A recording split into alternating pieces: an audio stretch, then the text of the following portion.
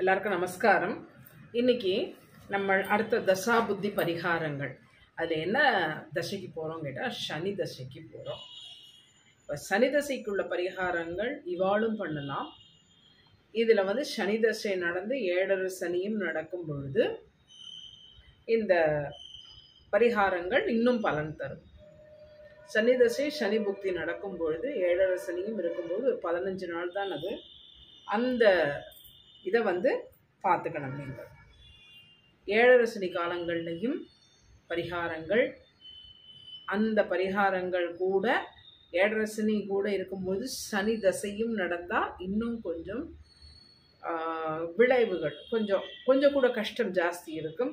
அதனால் இந்த பரிகாரங்களை கண்டிப்பாக பண்ணணும். சனி தசை அப்படின்னாலே திலஹோமம், வெள்ளியால் செய்யப்பட்ட பெண் எருமை தானம், மிருத்யுஞ்சய ஜபம். நான் முதல்லையே சொல்லியிருக்கேன், அவர் தான் ஆயுள்காரகன், அவர் தான் கர்மகாரகன். அதனால தான் மிருத்யுஞ்சய ஜபத்தை சொல்கிறோம். அடுத்தது சனி தசை புத புக்தி, பெண் எருமை தானம் பண்ணுறது. சனி தசை கேது புத்தி, மிருத்யுஞ்சய ஜபம்.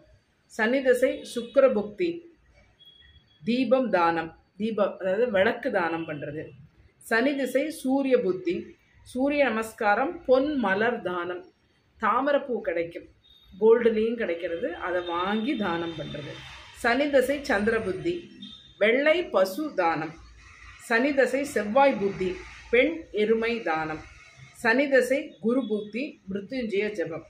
டோட்டலாகவே நீங்கள் பார்த்தீங்கன்னா சனி தசை அப்படிங்கும்போது மிருத்யுஞ்சய ஜபம்தான் மெயின் விஷயமாக இருக்குது. அதுக்கு அடுத்தது அதில் பண்ணக்கூடிய பாராயணங்கள். சனி தசையில் என்ன பாராயணம், எந்த சர்க்கம் படிக்கலாம் அப்படின்னு பார்க்குறோம். அதில் சனி தசையில் சனி புக்திக்கு பாலகாண்டம் 30வது சர்க்கம், யாக சம்ரக்ஷணம் காலையில் படிக்கணும். நாவல் பழம், தில அன்னம், எள்ளு சாதம் நைவேத்தியம் பண்ணுறது. அதே நேரத்தில் சுந்தரகாண்டத்தில் 48வது சர்க்கம் பிரம்மாஸ்திரம், அனுமன் கட்டுண்டது, 3 வேளை நாவல் பழம். சனி தசை புதன் புக்தி, சுந்தரகாண்டம் 54வது சர்க்கம் இலங்கையை எரித்தல், 3 வேளை திராட்சை நைவேத்தியம். சனி தசை கேது புத்தி, கிஷ்கிந்தா காண்டம் 6வது சர்க்கம் சுக்ரீவன் சீதை நகைகளை காட்டல், 3 வேளை தேங்காய் நைவேத்தியம். சனி தசை சுக்கிர புக்தி, சுந்தரகாண்டம் 38வது சர்க்கம் காகாசுரனின் விருந்தாந்தம், 3 வேளை கல்கண்டு நைவேத்தியம்.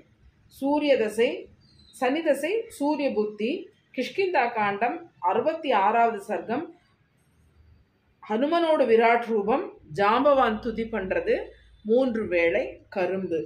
சனி தசை சந்திரபுக்தி, பாலகாண்டம் 26 சர்க்கம் தாடகை வதம், 3 வேளை பால் நைவேத்தியம். சனி தசை செவ்வாய் புத்தி, கிஷ்கிந்தா காண்டம் 50-53 சர்க்கம், 50வது சர்க்கம் வானரர் சுபம்.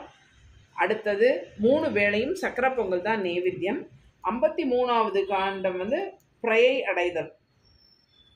பிரபையை அடைதல். அடுத்தது சனி தசை ராகு புத்தி, ஆரண்ய காண்டம் 44வது சர்க்கம் மாரீச்சவதம், 3 வேளையும் படிக்கணும், தேன் நைவேத்தியம். சனி தசையில் குரு புத்தி, யுத்த காண்டம் சர்க்கம் 1 ராமன் அனுமனை புகழ்தல், 3 வேளை வாழைப்பழம் நைவேத்தியம். இது சனி தசையில் இருக்கிற நம்ம குரு புக்திக்கு என்ன புக்திக்கு என்ன இதுன்னு சொல்லி பார்த்துட்டோம். இந்த சனி குரு இன்னைக்கு இதை பற்றி பேசும்போது இது எக்ஸ்ட்ரா ஒன்று. இதில் பிரம்மஹத்தி தோஷம் எப்படி அதை நம்ம கண்டுபிடிக்கிறது ஒரு ஜாதகத்தில் அப்படிங்கிறது தான் ஃபஸ்ட்டு பார்க்க வேண்டியது. அதாவது குருவும் சனியும் சேர்ந்து இருக்கிறது, ஒருத்தருக்கொருத்தர் பார்வை பார்க்கறது. அதாவது 7வது பார்வை, 2 பேருக்கும் காமனாக இருக்கிறது 7வது பார்வை, சப்தம பார்வை. அந்த பார்வையில் இருந்தாலும் அது பிரம்மஹத்தி தோஷம்தான். அடுத்தது என்னெல்லாம் அப்படின்னு கேட்டேன்னா, குருவோட நட்சத்திரத்தினால புனர்பூசம் விசாகம் பூரட்டாதியில் சனி பகவான் இருக்கிறது. அதே நேரத்தில் சனி பகவானோட நட்சத்திரமான பூசம் அனுஷம் உத்திரட்டாதியில் குரு பகவான் இருக்கிறது. இதுவும் பிரம்மஹத்தி தோஷம்தான். சரி, பிரம்மஹத்தி தோஷம்னா என்ன, பிராமணனை கொன்னதா அப்படின்னு கேட்டால் அது மாத்திரம் அல்ல. பஞ்சமா பாதங்கள் அப்படின்னு சொல்லி இருக்கிற பிராமணனை கொல்றது, பசுவை கொல்றது, அதுக்கப்புறம் பிறன் மனையை அடைதல், அடுத்தவாளுடைய சொத்தை அடைதல், அதுக்கப்புறம் அப்பா அம்மாவை பார்த்துக்காதது, இது எல்லாமே உங்களுக்கு வந்துட்டு குரு நிந்தனை. இது அத்தனையும் பிரம்மஹத்தி தோஷத்தில் தான் வருது.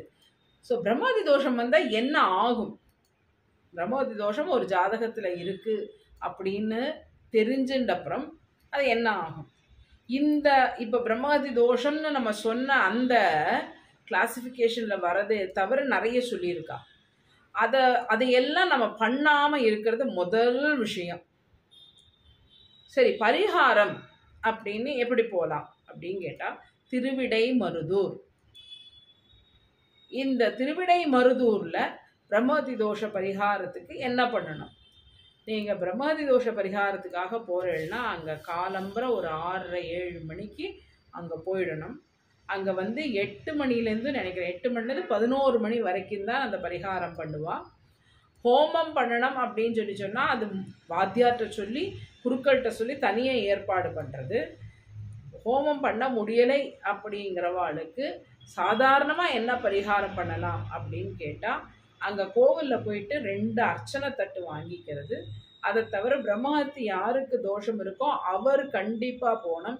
என் பையனுக்கு பதிலாக நான் போகலாமா? No no no. யாருக்கு பிரம்மஹத்தி தோஷமோ அவள் தான் போகணும். அவள் போயிட்டு என்ன பண்ணணும் அப்படின்னு கேட்டால், கவுண்டரில் போனால் ஒரு 650 ரூபா. நான் ஒரு 2 இயர்ஸ் முன்னாடி போனப்போ ஒரு விஷயமா நான் அங்கே போனப்போ அங்கே பார்த்ததாக்கு இதெல்லாம் 650 ரூபா நம்ம பிரம்மஹத்தி தோஷ பரிகாரத்துக்காக கட்டணும். அந்த கட்டிட்டு அங்கே ஒரு கியூ ஒன்று இருக்குது. அங்கே ஒரு பெரிய நந்தி, அந்த நந்தி பக்கத்தில் ஒரு கியூ போட்டு வச்சுருக்கா. அதில் போய் நம்ம வெயிட் பண்ணணும்.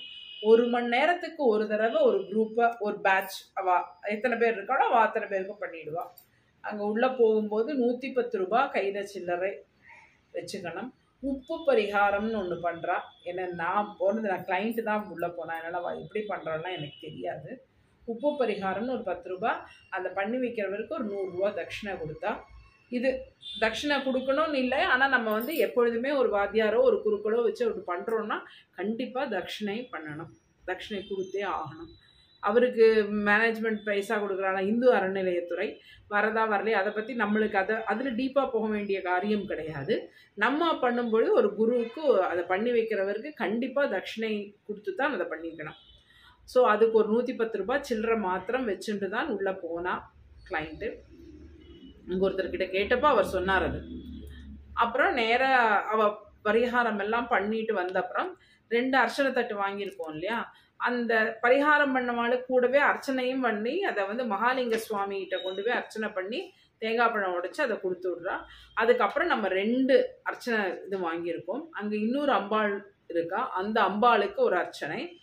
அதை முடிச்சுட்டு நம்ம பிராகாரம் சுற்றி வரும்பொழுது கடைசியில் மூகாம்பிகை அப்படின்னு ஒரு சன்னதி இருக்குது, அங்கேயும் அர்ச்சனை பண்ணிவிட்டு அது பக்கத்தில் ஒரு 10 நிமிஷம் உட்காந்து என்னுடைய பிரம்மஹத்தி இன்னையோட போகட்டும் அப்படின்னு சொல்லி அந்த இதை முடிச்சுட்டு எந்த என்ட்ரன்ஸில் வந்தோமோ அதோடைய அந்த என்ட்ரன்ஸில் போகாமல் வேற ஒரு என்ட்ரன்ஸ் வழியால் வெளியில் வருது. இதுதான் பிரம்மஹத்தி தோஷ பரிகாரம். திருவிடை மருதூர் ரொம்ப பவர்ஃபுல்லாக இருக்குது, நிறைய பேருக்கு நல்லது நடந்திருக்கு.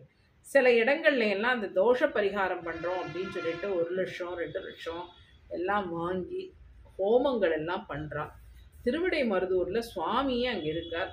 அதனால அங்கே உண்மையாக நிகழ்ந்த இதுவும் பிரம்மஹத்தி தோஷ பரிகாரத்துக்காக தான் நடந்தது.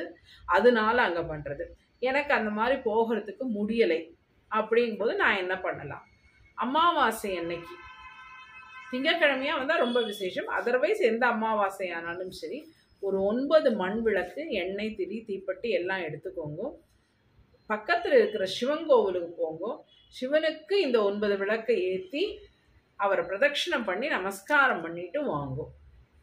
இன்னும் ஒரு நல்ல ஒரு இது என்ன, புகழ்பெற்ற கோவில்கள் போறேள் அப்படின்னு சொன்னால், நம்ம பேரூர் மாதிரி கோயம்புத்தூரில் இருக்கோம். பேரூர் மாதிரி கோவிலில் எப்படி அது பிரம்மஹத்தி தோஷ பரிகாரத்துக்கு எப்படி சொல்கிறா அப்படின்னு கேட்டோன்னா, ஆத்தங்கரையில் இருக்கிற சப்தகன்னிகையிலேருந்து ஒரு 50லேருந்து 60 மண் விளக்கு, எண்ணெய், திரி, தீப்பெட்டி எல்லாம் எடுத்துன்னு போனால், அங்கேருந்து ஆரம்பம்.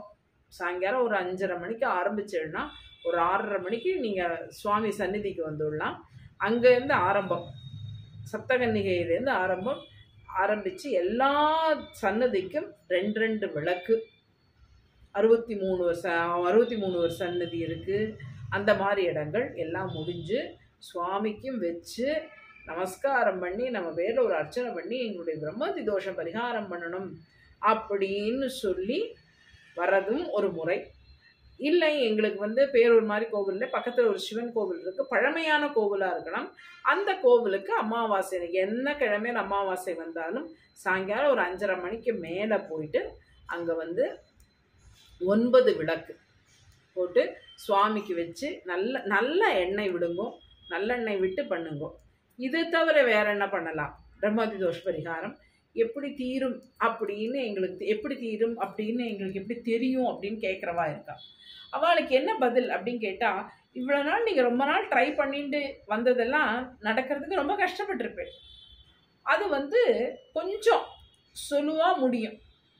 அப்புறம் உங்களுக்கு அடுத்து வர சந்ததியில் அந்த பிரம்மஹத்தி தோஷத்துடைய 90% அந்த தோஷத்துடைய இது இருக்காது. அது குரு சனி பார்வை, குரு சனி சேர்க்கை, குரு சனியோட நட்சத்திரத்தில் இருக்குது, சனி பகவான் குருவோட நட்சத்திரம் இருக்குது. இந்த மாதிரி பிரம்மஹத்தி தோஷத்துக்காக சொல்லியிருக்கிற ரூல்ஸு அது அப்ளிகபிள் ஆகாமல் அடுத்து வர சந்ததி காப்பாற்றப்படும்.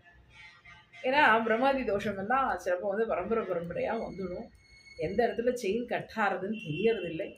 அதுவும் ஒரு விஷயம். சரி, இது எல்லாமே மனசுக்கு தெளிவானது மட்டும்தான் நம்ம செய்வோம். சரி, எனக்கு இதெல்லாம் பண்ண முடியலம்மா, ஆனால் எனக்கு பிரம்மஹத்தி தோஷம் இருக்கிற மாதிரி இருக்குது, எனக்கு அந்த மாதிரி என்னுடைய ஜாதகத்தில் இல்லை, ஆனால் எனக்கு தோணுறது அப்படின்னு சொன்னால் அவளுக்கு என்ன பண்ணலாம் அப்படின்னு கேட்டால், பக்கத்தில் இருக்கிற கோவில், பழமையான கோவில், அந்த கோவிலுக்கு உங்களால் முடிஞ்ச உதவிகளை செய்யுங்க. எண்ணெய் வாங்கி கொடுக்கலாம், அந்த சுவாமிக்கு அபிஷேகத்துக்கு வாங்கி கொடுக்கலாம், வஸ்திரம் வாங்கி கொடுக்கலாம், அவருக்குள்ள நேவேத்தியத்துக்கு வாங்கி கொடுக்கலாம். எண்ணெய், திரி, தீப்பெட்டி, நீங்கள் நிறைய கோவில்கள் எண்ணெய் இல்லாமல் இது பண்ணுறது. பழமையான கோவிலுக்காக போனோம், கும்பகோணம் பக்கத்துல எல்லாம் பார்த்தா அவ்வளோ பழமையான கோவில் இருக்குது. பாவம் நம்ம சொல்கிறதுக்கே இல்லை. குருக்கள் எல்லாம் ரொம்ப கஷ்டப்பட்டு இருக்கா. ஃபேமஸான கோவிலை பற்றி கவலையே கிடையாது அவளுக்கு. அங்கே நடக்கிறதும் சரி, இதாகிறதும் சரி. அதை தவிர உபாத்தியாயங்கள், பூஜைகளுக்கு கூப்பிடுவா, அந்த மாதிரிலாம் இருக்கும். ஆனால் இந்த பழமையான கோவில், கிராமத்தில் இருக்கிற கோவிலுக்கு அந்த கிராமத்தில் இருக்கிறவா மட்டும்தான் வருவா. அந்த கோவில் அந்த கிராமத்தில் ஒரு பெரிய ஏதாவது நடந்துன்னா தான் அந்த கோவில் கொஞ்சம் இதாகுமே தவிர, பாக்கியுள்ள நாள்களில் அங்கே கொஞ்சம் குறைவு தான். அதனால அந்த மாதிரி கோவிலாக தேடி போங்கோ, நீங்களே வாங்கி கொடுங்கோ, அந்த கோவிலுக்காக நீங்கள் பண்ணுங்க. அப்போ அந்த சுவாமி ஆட்டோமேட்டிக்காக என்ன தசை என்ன நடந்தாலுமே சுவாமி நினச்சிட்டாருன்னா நம்மளை எதுவுமே எந்த தசையும் எதுவும் பண்ணாது. அது பிரத்யக்ஷம். அதுதான் இத்தனை பரிகாரங்கள் சொல்லிட்டு இதையும் சொல்கிறாளே அப்படின்னா இதுதான் பிரதானம். உங்களுடைய குலதெய்வமும் உங்களுடைய பித்ருக்களும் அதுக்கப்புறம் நீங்கள் பண்ணுற நல் காரியங்கள் தான் உங்களை அந்த தசையை நல்லபடியாக நடத்தி போகிறது. கஷ்டப்படுறவாளாக இருப்பாள், ஆனால் ரொம்ப கஷ்டம் அதெல்லாம் இல்லாமல் அவள் பாட்டுக்கு அந்த தசை பாட்டுக்கு நடந்து போயிட்டு இருக்கும். 7.5 சனி முடிஞ்சிருக்கும், எல்லாம் முடிஞ்சிருக்கும். என்ன காரணம் கேட்டால், நம்ம பண்ணுற காரியங்கள் அது எப்பொழுதுமே நல்லதாக இருக்கட்டும். நாளைக்கு இல்லை, இன்றைக்கி இன்னும் ஒரு 2-3 எபிசோடில் இதை முடிக்கணும். அதனால் அடுத்த ரெக்கார்டிங் அடுத்த தசையான புத தசையை பற்றி பேசுவோம். நன்றி, வணக்கம்.